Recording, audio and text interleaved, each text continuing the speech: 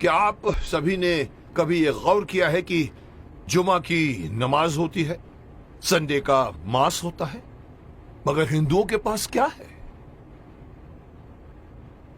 जुमा के दिन मुस्लिम लोग पूरे देश भर में मस्जिदों में जाकर नमाज पढ़ते हैं। क्रिश्चियन लोग हर संडे को अपनी फैमिली को लेकर चर्च में जाकर मास करते हैं। हिंदू क्या करता है? किसी ने गौर किया है आज तक? और फिर हम शिकायत करते हैं कि हमारे में एकता नहीं है। मुझे कल एक डिस्टर्बिंग चीज देखने को मिली टीवी पर।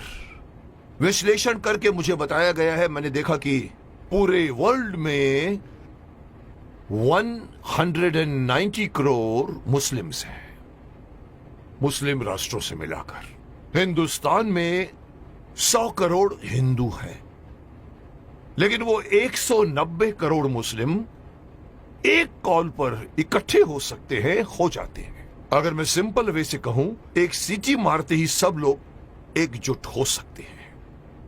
क्रिश्चियन लोग मिलकर एक दूसरे से फोर्स बन सकते हैं, लेकिन हिंदुओं का क्या भाई? कोई हिंदुओं के पास में कोई एक ऐसी मैकेनिज्म है जिसके द्वारा पूरे 100 करोड़ हिंदू जाने एक दूसरे को? अरे साहब, नेक्स्ट फ्लैट में कौन रहता है हमें यह भी नहीं पता होता। मुंबई सिटी या हर सिटी की ये बात है। मैं ये कहना चाहता हूं कि हिंदुओं को अगेन मैं वही कहूंगा कि मैं कहना चाहता हूं कि मुझे पता नहीं कि मेरी बात में कितना वजन है, लेकिन मैं पूरे देश के धर्माचार्यों को, मैं देश के पूरे संत समाज के जो बड़े बड़े आसीन पदासीन है, मैं उनको कहना चाहूंगा, आह्वान कीजिए, आप एक दिन मुकर्रर कीजिए, एक दिन फिक्स कीजिए, हफ्ते में एक दिन आप अपना लीजिए। और अगर मुझसे पूछो तो वो मंगलवार आ सकता है, क्योंकि मंगलवार हनुमान का दिन है, हनुमान जी का दिन है। एक दिन मुकर्रर कीजिए, एक दिन फिक्स कीजिए, जिसमें पूरे देश भर के लोग अपने अपने इलाके के मंदिरों में जाकर 1 घंटे के लिए बैठ जाएं। क्या करेंगे आप लोग बैठकर? मुस्लिम लोग नमाज पढ़ते हैं, क्रिश्चियन लोग उनका एक अपना सिस्टम होता है, उनके फादर बोलते हैं। आप लोगों को, हिंदुओं को, कोई सिस्टम बनाने की कोई जरूरत नहीं, कोई आरती नहीं, कोई पूजा नहीं। आप ओमकार नाथ का जाप कीजिए। ओम 1 घंटे तक पूरा, जितने भी लोग, चाहे 50 हो, चाहे 100 हो, चाहे 200 हो, एक साथ मिलकर 1 घंटे तक आप ओंकार नाथ का जाप कीजिए। दूसरा ऑप्शन मैं दे रहा हूं, ओम नमः शिवाय, ओम नमः, इसका पाठ करिए आप 1 घंटे तक, या फिर गायत्री मंत्र का जाप कीजिए। अब आप देखिए मैं क्यों इस बात को उठाना चाहता हूं, क्योंकि हमारे हिंदुओं में ये एक बहुत बड़ी मान्यता है कि अपने आप को बहुत सहिष्णु मानते हैं और कहते हैं हिंदू हमारा धर्म, हमारा हिंदू समाज अपने धर्म के प्रति जागरूक नहीं है, अपने धर्म के प्रति पूरी तरह से कमिटेड नहीं है। धर्म, कहते हैं हमारा हिंदू धर्म धर्म नहीं है, हमारा धर्म जो है वे ऑफ लाइफ है। मैं हमेशा से मना करता हूं, धर्म था, है और रहेगा। और जब तक आप इसको अपना धर्म नहीं मानोगे, तब तक आपके अंदर कभी भी एकता नहीं आएगी, कभी भी आपके अंदर मोटिवेशन नहीं आएगा, कभी भी आपके अंदर फोर्स नहीं आएगा। इसलिए मैं चाहता हूं कि सारे हमारे पूरे देश में आप इमेजिन कीजिए कि एक साथ पूरे देश में आप एक टाइम फिक्स कीजिए। मेरे हिसाब से रात को 7 से 8 बजे का टाइम फिक्स कीजिए। सब लोग अपना अपना काम छोड़कर अपने नजदीक के मंदिर में जाएं, 1 घंटा बैठें और 1 घंटा बैठ के अपनी सभा होगी, जिसका नाम मैं सजेस्ट करना चाहता हूं। हो सकता है नाम इसका मंगल धार्मिक सभा हो सकती है, या मंगल धार्मिक मिलन हो सकता है, या मंगल धार्मिक मिलाप हो सकता है। आप लोग वहां जाइए। हर हिंदू, मैं अगेन बात करना चाहूंगा, इसमें बौद्ध भी आ जाते हैं, सिख भी आ जाते हैं, जैन भी आ जाते हैं, उनको भी आना पड़ेगा, उनको भी साथ में आना पड़ेगा, क्योंकि 100 करोड़ में उनकी गिनती होती है।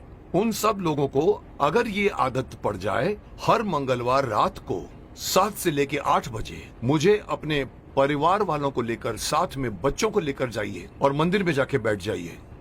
एक मेडिटेशन की तरह से आप लोग बैठकर वहां पर एक सभा कीजिए। उसका नाम मैं देना चाहता हूं मंगल धार्मिक सभा। या मंगल, मांगलिक, मिलाप या कुछ भी नाम रखा जा सकता है। जैसे मुस्लिम कैसे नमाज कहते हैं, क्रिश्चियन उसे मास कहते हैं, आप उसे मंगल मिलाप कह सकते हैं। वहां आइए, आप देखेंगे आपका पूरा देश, आपके पूरे देश के 100 करोड़ हिंदू कितनी जल्दी एक दूसरे के साथ एकजुट हो जाएंगे, जिसका इस वक्त, इस कॉन्टेम्पररी आजकल आप देख रहे हैं जिस तरह के माहौल बन रहे हैं, उसमें हमारे हिंदुओं पर लोग एक तरह से हंसते भी हैं। उनको पता है कि ये लोग कोई मिलने वाले नहीं हैं। लेकिन अगर ये होना शुरू हो जाएगा तो आप सही अपने इर्द गिर्द के लोगों को सिर्फ जानोगे नहीं, पहचानना शुरू कर दोगे।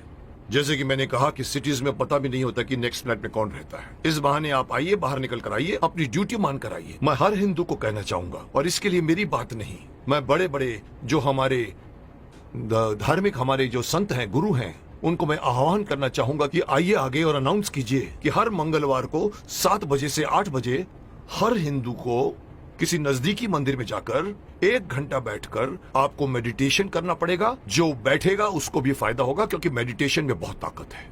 और दूसरा फायदा यही है कि आप लोग मिलोगे, एकता करोगे। और इस वक्त हिंदू समाज का एकता में आना बहुत ही अत्यंत आवश्यक है। मैं नहीं बताना चाहता, लोग सब समझते हैं कि मैं क्या बोलना चाहता हूं, लेकिन हिंदू समाज बटा हुआ है। जुट और नंबर्स में ताकत होती है। ये हिंदू से निकलकर सिख, ये बौद्ध, ये जैन, इस बहाने साथ में आइए, क्योंकि आप पहले हिंदू हैं, उसके बाद में आप सिख हैं, उसके बाद में आप बौद्ध हैं, उसके बाद में आप जैन हैं। मेरी एक छोटी सी गुजारिश है कि मैं अपनी तरफ से सलाह देना चाहता हूं कि देश भर में कुछ ऐसा कानून बनाया जाए। ये कानून के दायरे में हो या पता नहीं धार्मिक दायरे में हो, लेकिन ये किया जाए, और तब जाकर दोबारा कोई ये नहीं कह सकेगा कि 100 करोड़ हिंदू बटे हुए हैं। क्योंकि हर मंगलवार को एक मांगलीय रूप से मिलते हैं और एक दूसरे के साथ आप बातें कीजिए, मिलते रहिए, लोग एक दूसरे को पहचानना शुरू कर दोगे, जो कभी नहीं करते आप।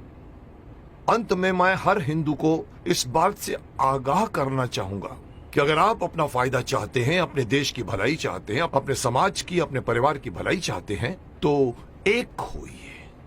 और इससे आगे बढ़कर एक और बात कहना चाहूंगा कि धर्म को धर्म मानिए, यह मत कहिए कि वे ऑफ लाइफ है। और तीसरी बात, अपने बच्चों को अपने धर्म में इन्वॉल्व कीजिए।